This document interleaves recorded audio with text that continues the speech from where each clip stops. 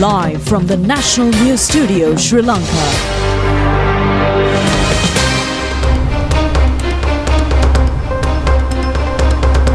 Good evening, coming to you live from the National Television. Welcome to the news. My name is Clifford Richards. I'm Delanjali Anand, and these are the headlines for tonight.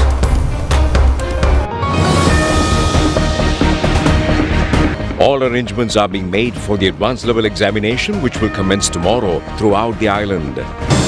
7 drug racketeers hiding in the Middle East have expressed willingness to surrender. A program to make Sri Lanka a major center to provide facilities to ships. Gatekeepers at unsafe railway crossings commend the government. The ministry focuses attention to speedily resolve problems in Ayurvedic medical faculties. The Speaker 2025 All Ceylon debating competition successfully concludes. The Philippines is facing another strong typhoon.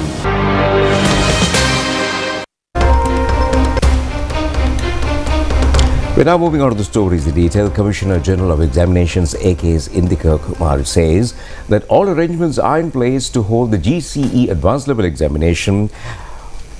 The examination will commence tomorrow and will be over by the 5th of December at 2,362 centres island-wide.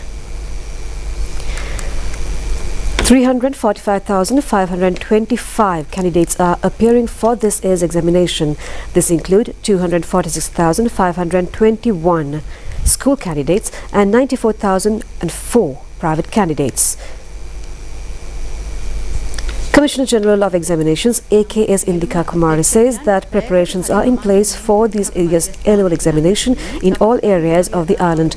The exam will commence at 8:30 a.m. tomorrow and all candidates should reach the examination centre before 1 hour.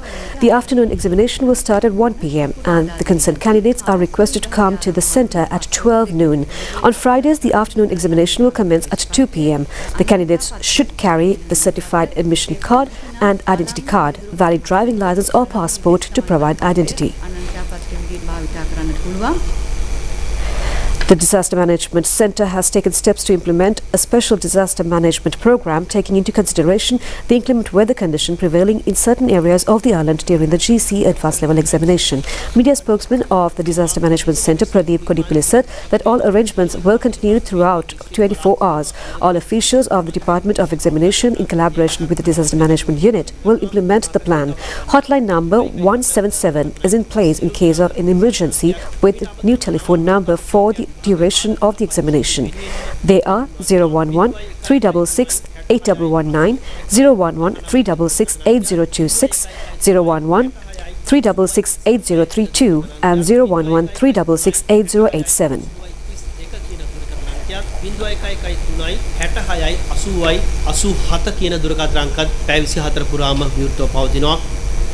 Meanwhile, the Sisusaria transport service will be in operation under special fares during the days of the examination, according to the chairman of the National Transport Commission, P.H. Chandrapala.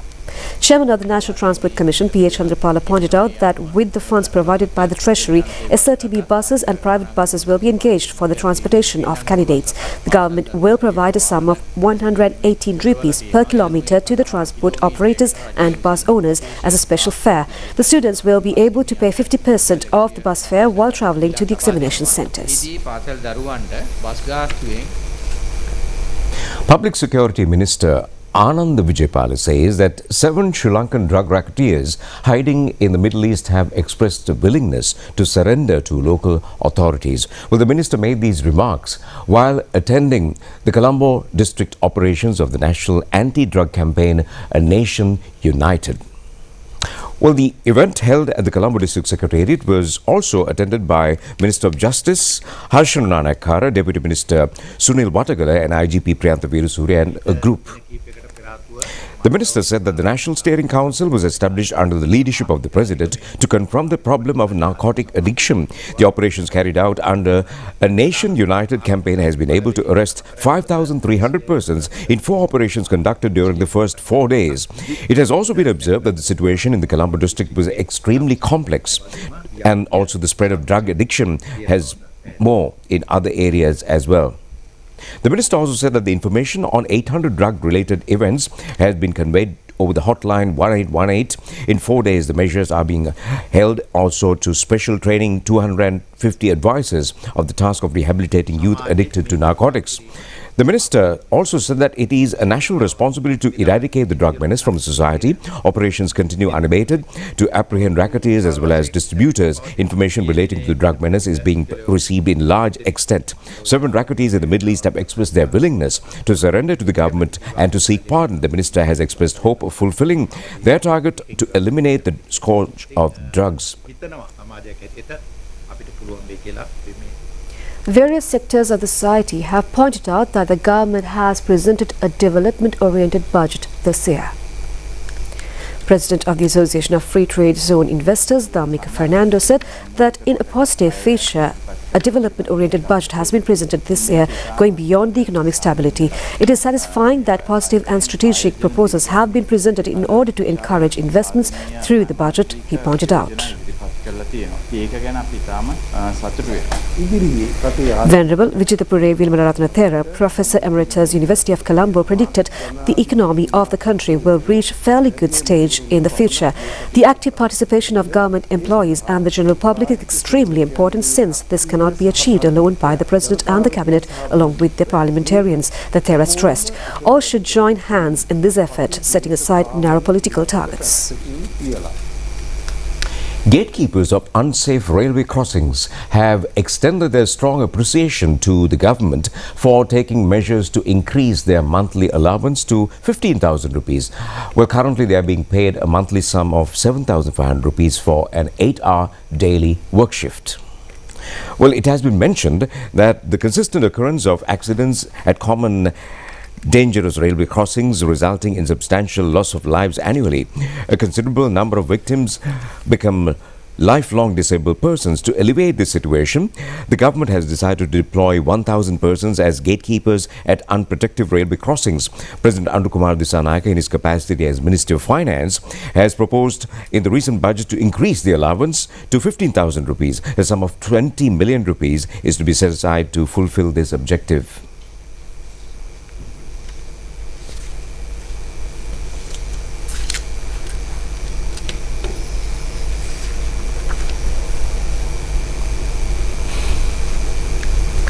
The Institute of Chartered Accountants of Sri Lanka, which is the national body of accountants, has successfully conducted the CA Sri Lanka Budget Seminar 2026. Around 700 members have attended the annual workshop after the budget conducted today. It was reiterated at the seminar that budget has focused on maintaining a primary surplus of 2.5 of the GDP, signals a long-term economic growth and continuation journey towards solvency. Veterans on financial management planning have made clarifications on the budget and imparted an understanding on the government's future program.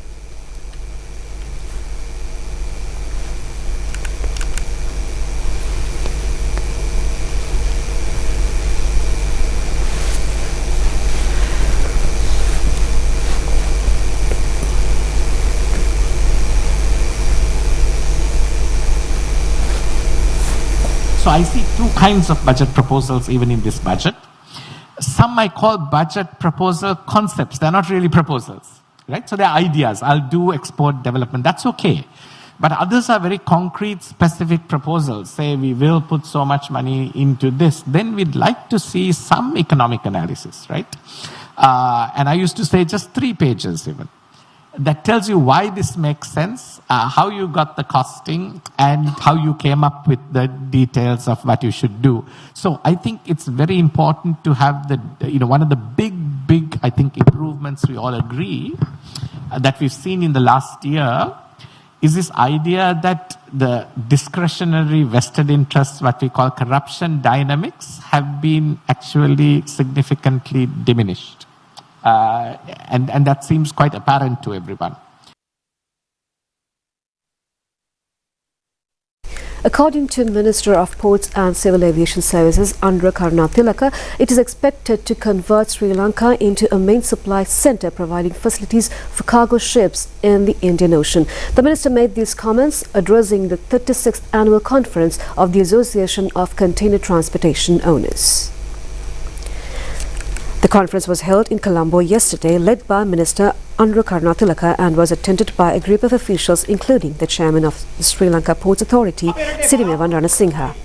Minister Andhra Karunatilaka observed that the country expects to progress as a logistics hub in the Indian Ocean centering the Colombo port.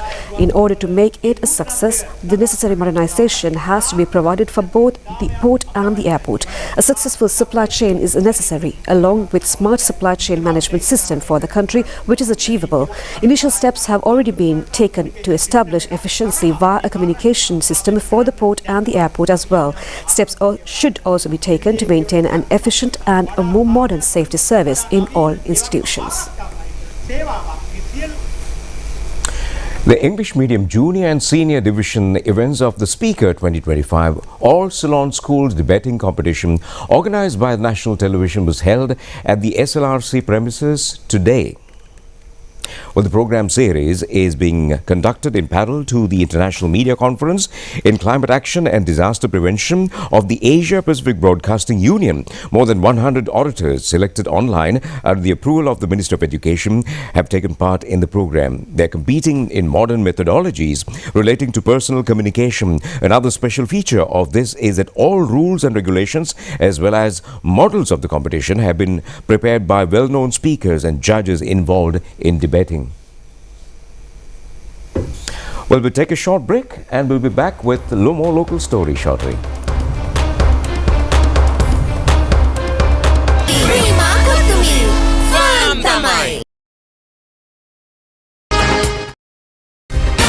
Live from the National News Studio, Sri Lanka.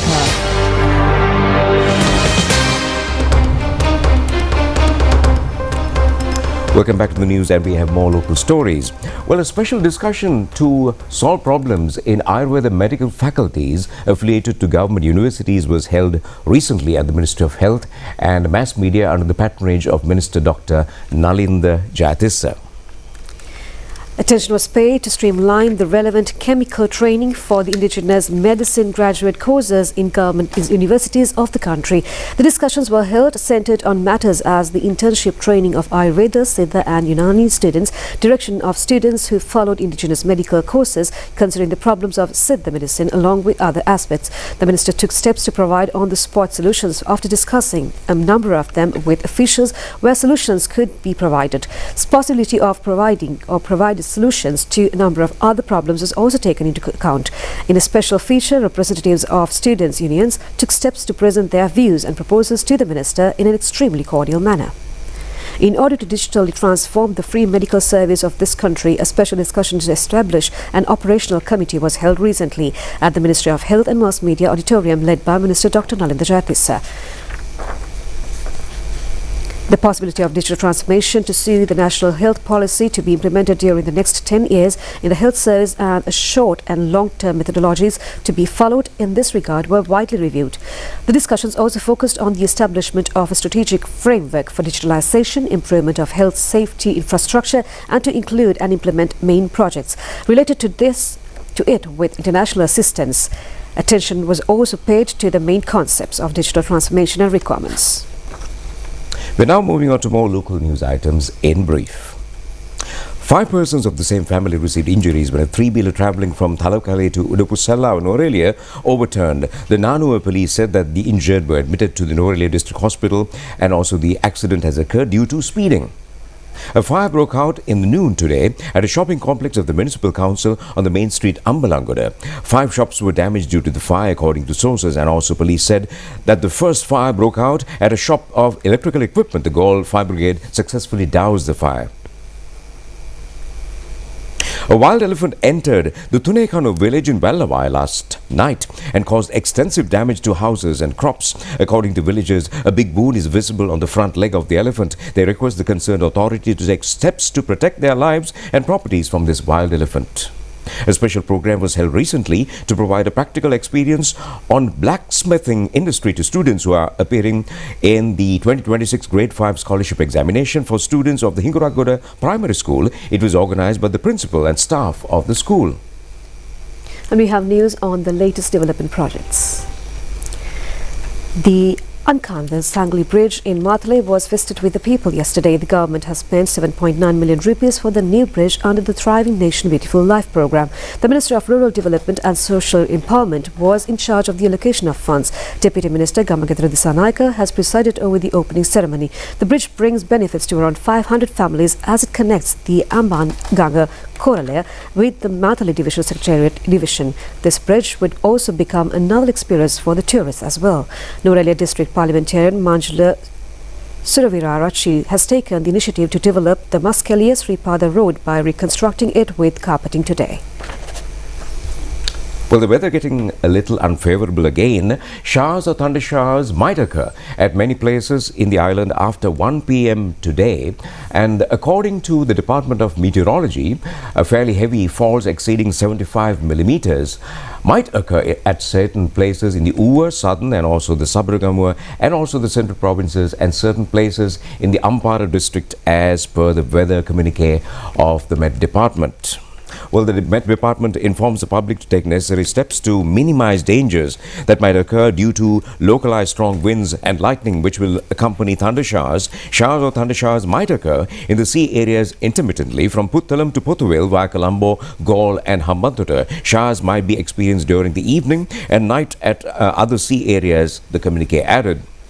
Well, the daily life has been hampered due to continuous heavy showers and thick foggy conditions in areas around the western slopes of the Central Hills. Police caution motorists to be on the alert while driving on the Hatton-Orelia and Hatton-Colombo main roads.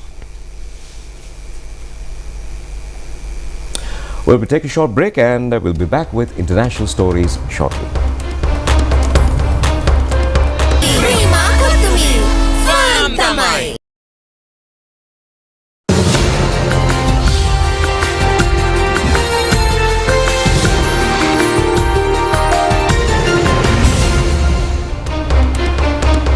Well, extremely adverse weather conditions in the Philippines as well.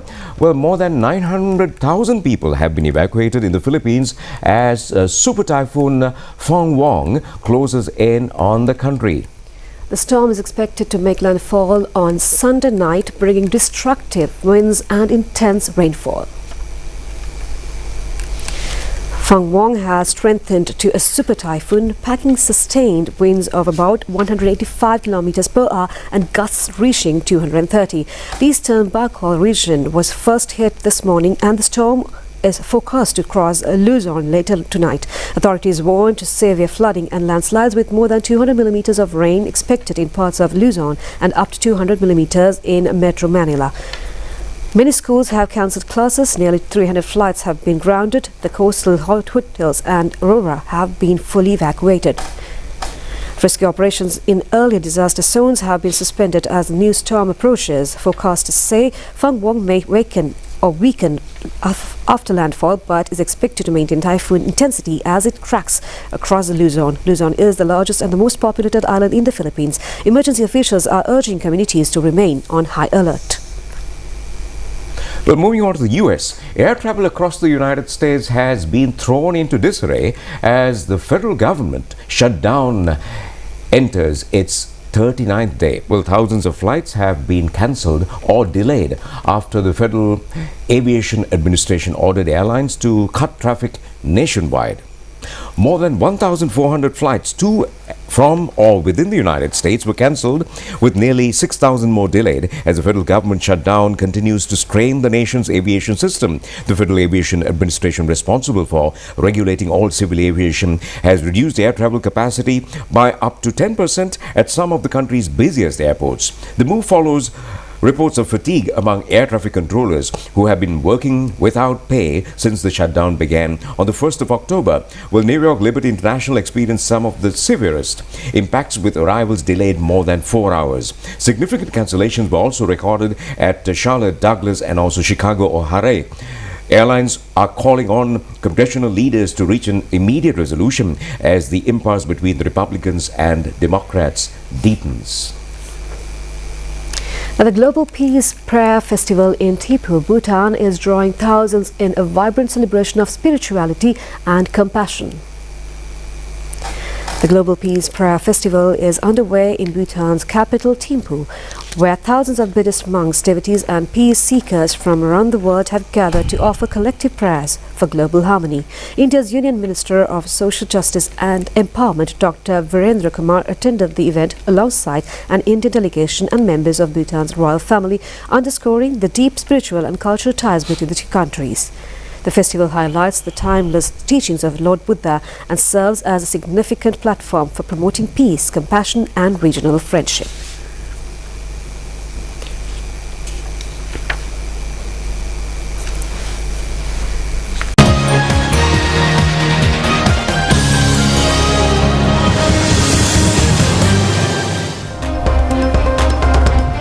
And the Sri Lanka-Pakistan one-day cricket tournament will get underway on next Tuesday.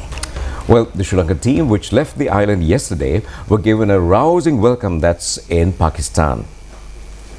Well, 3 of the matches of the tournament between the two countries is scheduled to be conducted on the 11th, 13th and 15th of this month at Rawalpindi Stadium, and thereafter a triangular T20 cricket tournament with the participation of Sri Lanka, Pakistan and Zimbabwe is scheduled to be conducted. The first match of this tournament will be between Sri Lanka and Zimbabwe teams, and the second match will be played between Pakistan and Sri Lanka. The triangular tournament, which commences on the 19th, ends on the 29th.